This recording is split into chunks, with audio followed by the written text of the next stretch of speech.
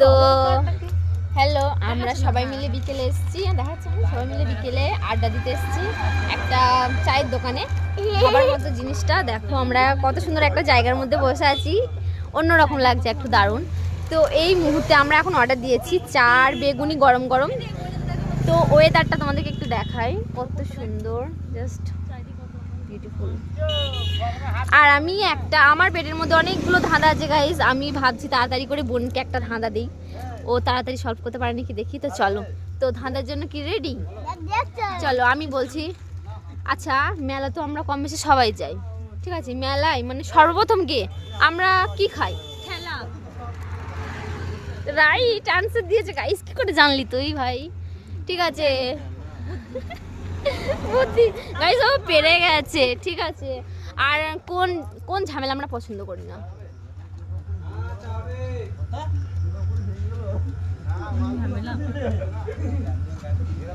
Guys আমার প্রশ্ন ভুল হয়ে গেছে, গাইস আমার প্রশ্নটাই ভুল হয়ে গেছে, পরের কোশ্চেন।